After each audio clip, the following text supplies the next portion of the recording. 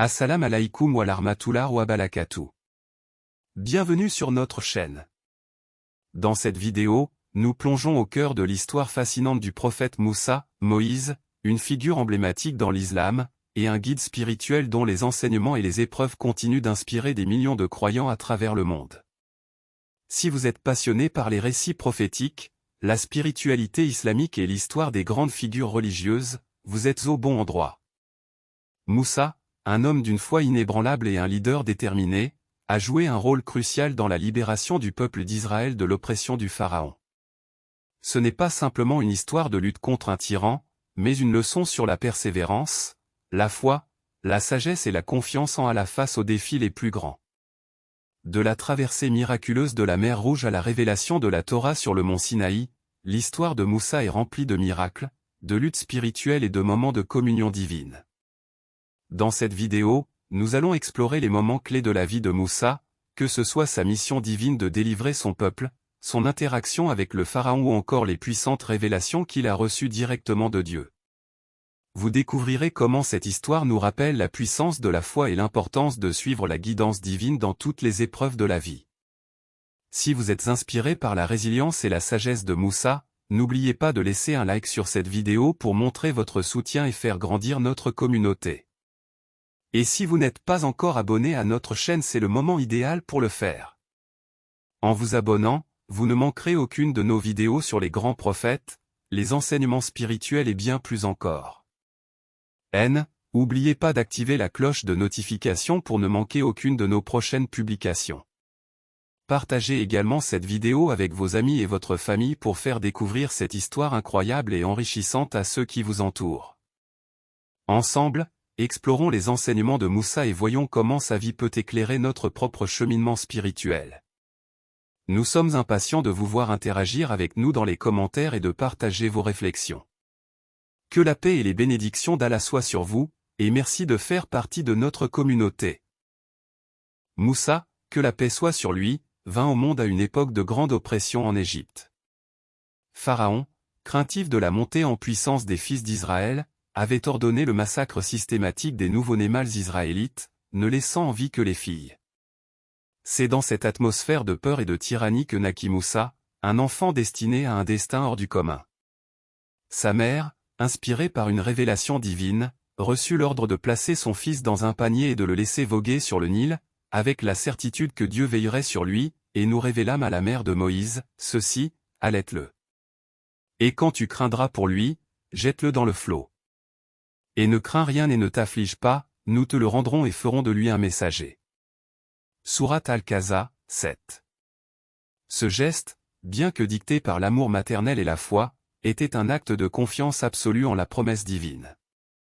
Le panier, porté par les flots, trouva refuge non pas dans un lieu inconnu, mais dans le palais même de celui qui voulait sa mort. Par une ironie divine, Pharaon, le tyran qui redoutait l'arrivée d'un libérateur, allait lui-même élever celui qui mettrait fin à son règne. Lorsque les serviteurs du palais trouvèrent le nourrisson, la femme de Pharaon, Asiya, fut immédiatement touchée par sa beauté et son innocence. Son cœur s'emplit de compassion, et elle plaida auprès de son époux pour épargner l'enfant et l'adopter, et la femme de Pharaon dit, « Cet enfant réjouira mon œil et le tien. Ne le tuez pas. Il pourrait nous être utile ou nous l'adopterons comme notre fils. » Et il ne pressentait rien. Sourate Al-Kahza, 9. Ainsi, par la volonté divine, Moussa trouva protection dans la maison même de son ennemi. Cependant, un autre miracle devait encore se produire. L'enfant, affamé, refusait le lait de toutes les nourrices qu'on lui présentait. Or, la sœur de Moussa, qui veillait de loin sur le sort de son frère, s'approcha et suggéra une nourrice capable de le nourrir. Cette nourrice n'était autre que leur propre mère, réunissant ainsi l'enfant avec celle qui l'avait porté et allaité dans l'angoisse de le perdre. Ce sauvetage extraordinaire n'était pas le fruit du hasard, mais bien le déploiement d'un plan divin où chaque événement trouvait sa place dans une orchestration parfaite. Moussa grandit dans le palais royal, bénéficiant d'une éducation et d'un mode de vie que ses frères de sang, opprimés par Pharaon, ne connaissaient pas. Mais au-delà du confort matériel, Dieu préparait en lui une force de caractère, une sagesse et une foi qui allaient faire de lui le guide et le libérateur de son peuple. Il était le fruit d'un miracle, un enfant sauvé des eaux par la main du Très-Haut, destiné à affronter le plus puissant des despotes et à mener une nation vers la lumière. Ainsi, l'histoire de sa naissance et de son sauvetage n'est pas seulement un récit du passé, mais une leçon intemporelle sur la foi, la patience et la confiance absolue en la sagesse divine. Moussa, que la paix soit sur lui, grandit dans le palais de Pharaon, élevé comme un prince parmi ceux qui oppressaient son propre peuple. Mais malgré les privilèges de la cour, son cœur restait lié au fils d'Israël.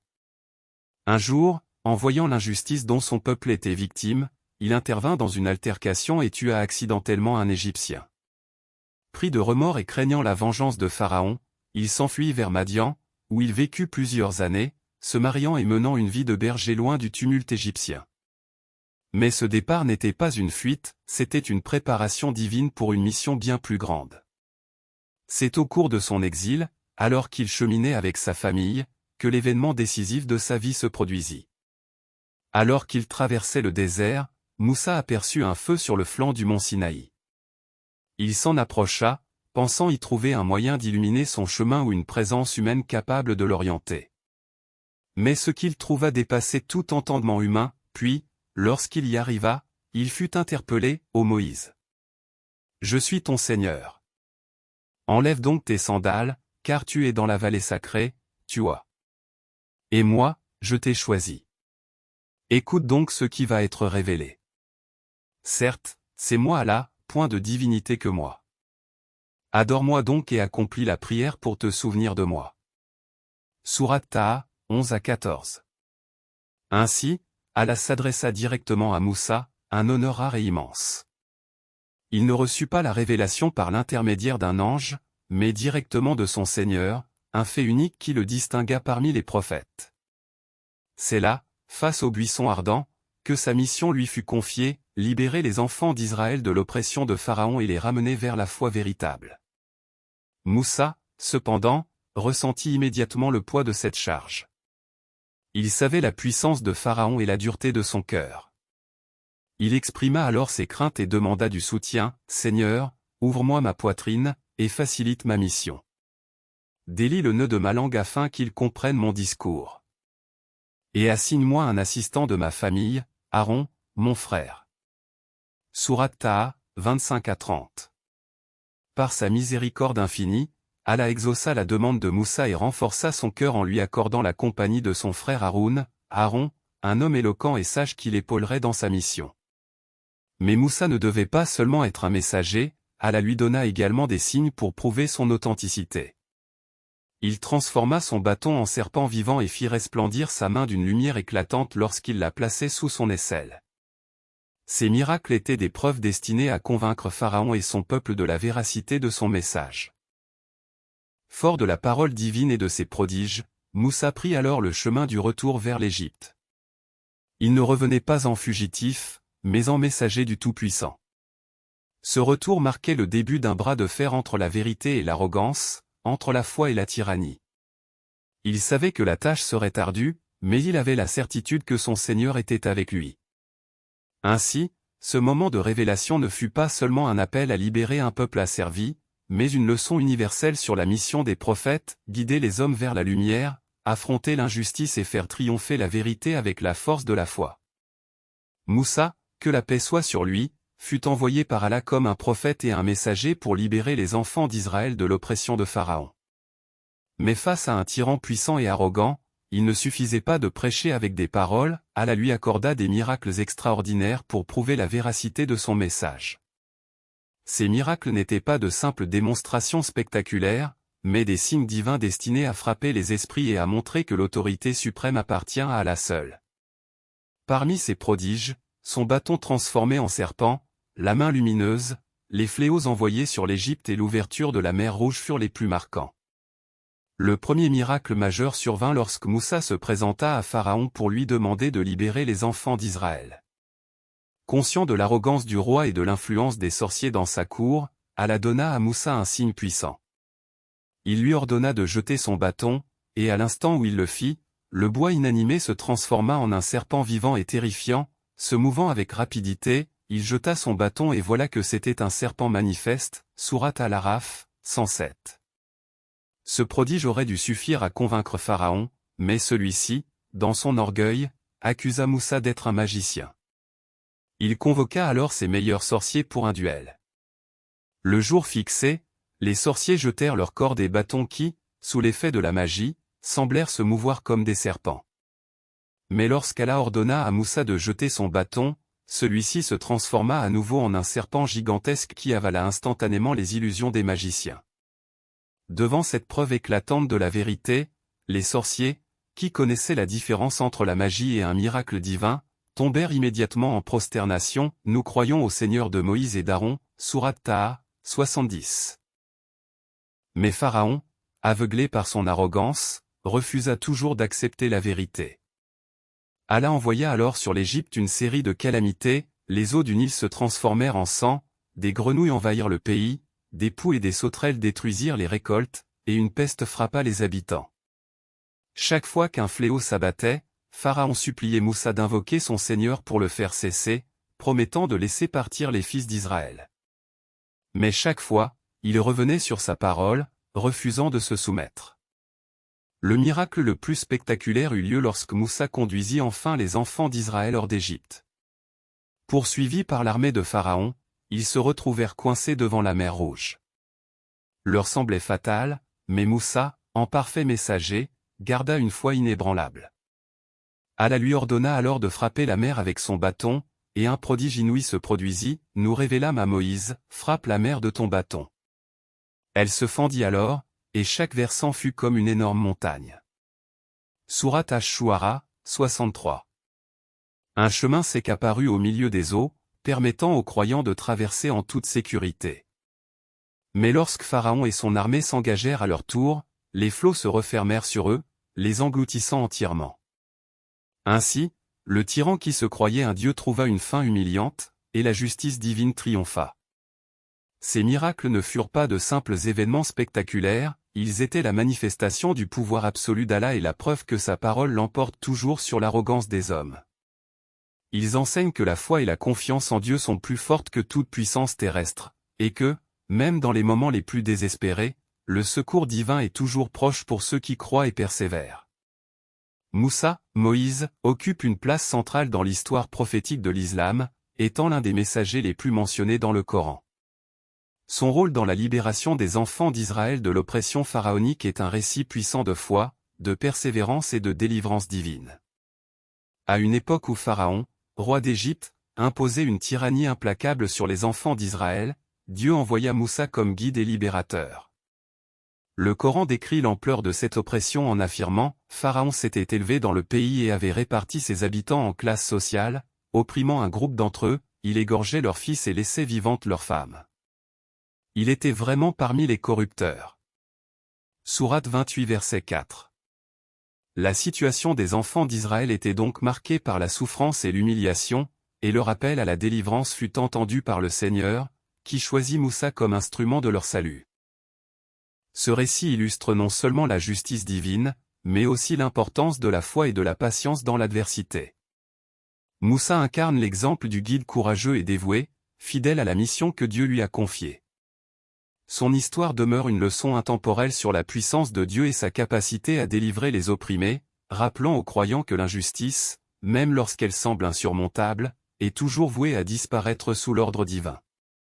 La réception de la Torah par Moussa sur le mont Sinaï est l'un des événements les plus marquants et significatifs dans la vie du prophète, et dans l'histoire spirituelle du peuple d'Israël.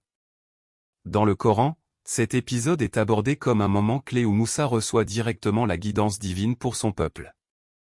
Ce moment ne se limite pas à un simple acte de révélation, mais devient un acte de législation divine, donnant au peuple d'Israël un cadre moral, éthique et juridique pour suivre la voie d'Allah. La Torah, en tant que livre révélé, est un symbole de la volonté divine et un guide suprême pour la conduite humaine, la justice et la piété. Cette révélation n'est pas seulement un acte de transmission de loi, mais aussi un moment de rencontre entre l'homme et Dieu, un acte d'intimité spirituelle et d'obéissance. L'islam reconnaît que la Torah est une révélation divine, envoyée pour guider le peuple d'Israël, tout comme le Coran est la révélation envoyée pour guider l'humanité tout entière.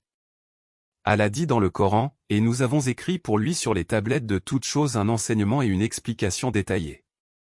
Tiens fermement ce qu'elles contiennent et ordonne à ton peuple de suivre le meilleur d'entre elles.